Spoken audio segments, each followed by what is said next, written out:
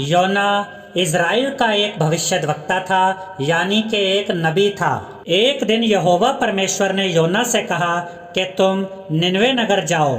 Nineveh Israel के सबसे खतरनाक शत्रु विशाल अशूरी साम्राज्य की राजधानी था। यहोवा परमेश्वर ने योना से कहा कि तुम निनवे नगर को जाओ और वहां के लोगों से कहो कि तुम्हारे पाप बहुत बढ़ गए हैं, तुम सुधर जाओ, नहीं तो परमेश्वर का दंड तुम लोगों पर आ गिरेगा। यानी कि योना को निनवे नगर जाकर वहां के लोगों को यहोवा परमेश्वर की यह चेतावनी देनी थी कि अगर तुम लोगों ने पाप करना नहीं छोड़ा, अगर तुम सीधी राह पर नहीं आए, तो यहोवा परमेश्वर तुम्हें नाश कर देगा। परंतु योना यहोवा परमेश्वर के संदेश के साथ निनवे नहीं जाना चाहता था, क्योंकि उसे पूरा निश्चय था कि परमेश्वर उस नगर का नाश करने की अपनी चेतावनी को पूरा नहीं करेगा, बल्कि परमेश्वर उन पर दया करेगा, क्योंकि यहोवा परमेश्वर अनुग्रहकारी और दयालु परमेश्वर है। तब योना ने एक योजना बनाई और वह एक जहाज में चढ़ गया जो तरशीश की तरफ जा रहा था। तरशीश जो निनवे की उल्टी दिशा में था। योना जहाज के निचले भाग में उतरकर सो गया और गहरी नींद में पड़ा हुआ था। तब यहोवा ने समुद्र में एक प्रचंड आंधी चलाई और समुद्र में बड़ी आंधी उठी, यहाँ तक कि जहाज टूटने पर था। तब जहाज चलाने वाले लोग डर कर अपने अपने देवता की दुहाई देने लगे और जहाज में जो व्यापार की सामग्री थी उसे समुद्र में फेंकने लगे कि जहाज हल्का हो जाए। तब जहाज चलाने वाला एक व्यक्ति योना के पास आकर कहने लगा, तू भारी नींद में पड़ा हुआ क्या करता है? उठ, अपने देवता की दुहाई दे। संभव है कि ईश्वर हमारी चिंता करे और हमारा नाश ना हो। तब उन्होंने आपस में कहा, आओ हम चिट्ठी डालकर जान ले कि यह विपत्ति हम पर किसके कारण पड़ी है। तब उन्होंने चिट्ठी डाली और चिट्ठी योना के नाम पर निकली। तब उन्होंने योना से पूछा, हमें बता कि तू कौन है, कहाँ से आया है, तू किस देश और किस जाति का है। तब योना ने उनसे कहा, मैं स्वर्ग और धरती को बनाने वाले परमेश्वर यहोवा की उपासना करता हूँ। उसने मुझे एक काम करने के लिए कहा था, पर मैं उस काम को करने की बजाय भाग रहा हूँ। तब उन्होंने उससे पूछा, हम तेरे साथ क्या करें जिससे समुद्र शांत हो जाए।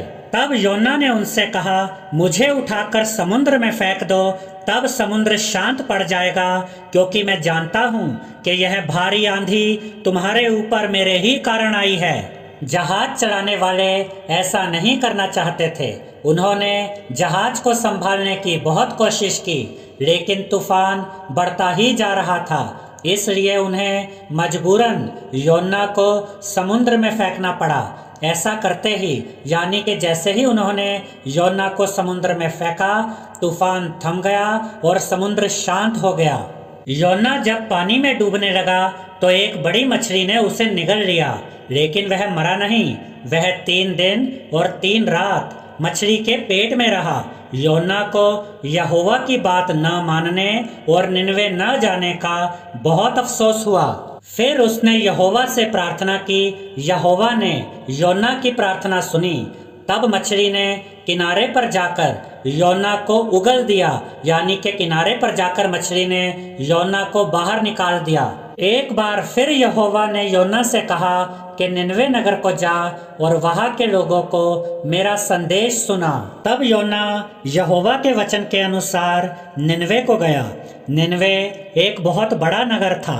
योना ने नगर में प्रवेश करके 1 दिन की यात्रा पूरी की और यह प्रचार करता गया कि पाप करना छोड़ दो, बुराई करना छोड़ दो, वरना 40 दिन के बीतने पर निनवे का नाश हो जाएगा। तब कुछ ऐसा हुआ जिसकी उम्मीद योना ने नहीं की थी। निनवे के लोगों ने बुरे काम करना छोड़ दिया और उपवास का प्रचार किया और बड़े से लेकर छोटे तक सबों ने टाट ओढ़ा। तब यह समाचार निनवे के राजा के कान में पहुंचा और उसने सिंहासन पर से उठकर अपने राजकीय वस्त्र उतारकर टाट ओढ़ लिया और राख पर बैठ गया। राजा ने प्रधानों से सम्मति लेकर निनवे में इस आज्ञा का ढिंढोरा पिटवाया, क्या मनुष्य, क्या गाय बैल, क्या भेड़ बकरी या अन्य पशु कोई कुछ भी न खाए, वे न खाए और न पानी पिए। मनुष्य और पशु दोनों टाट ओढ़े और वे परमेश्वर की दुहाई चिल्ला चिल्ला कर दे और अपने कुमार्ग से फिरे और उस उपद्रव से जो वे करते हैं पश्चाताप करे।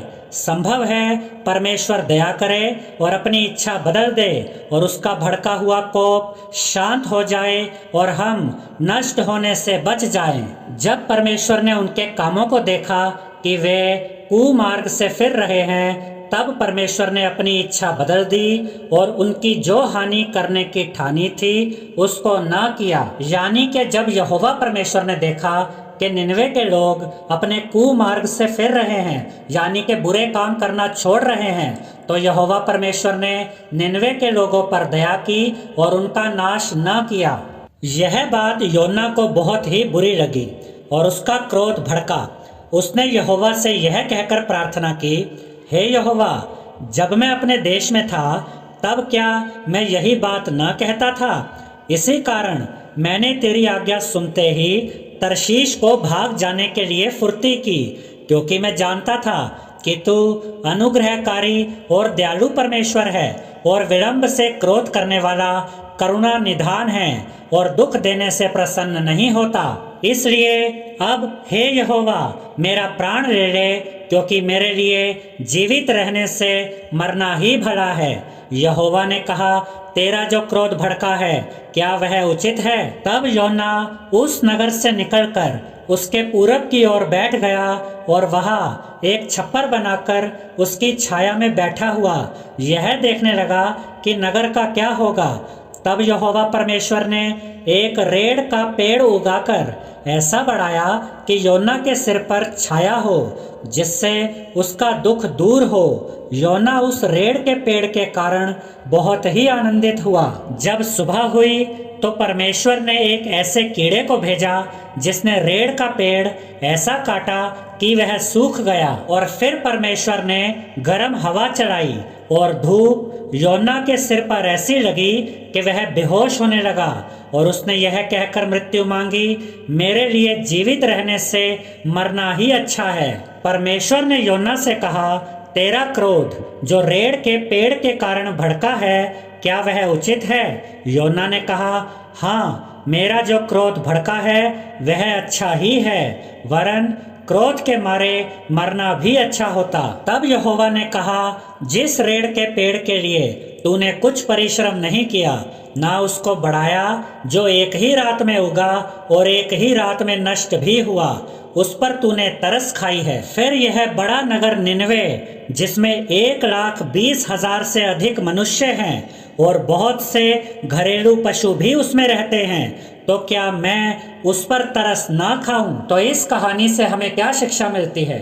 एक तो ये कि अगर हम परमेश्वर के बताए मार्ग से हट जाते हैं तो हमारे जीवन में मुश्किलें आती हैं, हम मुश्किलों में पड़ जाते हैं, जैसा योना के साथ हुआ। और अगर हम परमेश्वर से सच्चे दिल से प्रार्थना करते हैं और अपनी गलतियों की माफ़ी मांगते हैं तो परमेश्वर हमें हर मुश्किल से बाहर निकाल लेता है, जैसे परमेश्वर ने योना को हर मुश्किल से बाहर निकाला जब योना ने सच्चे दिल से प्रार्थना की। और इस कहानी से दूसरी शिक्षा हमें ये मिलती है कि परमेश्वर सबसे प्रेम करता है और परमेश्वर चाहता है कि सब अपने पापों से मन फिराएं, बुरे कामों को छोड़ें और उद्धार पाएं। जैसा निनवे के लोगों ने किया, उन्होंने परमेश्वर की बात को माना, बुरे कामों को छोड़ दिया और परमेश्वर ने उन पर दया की और उनका नाश नहीं किया।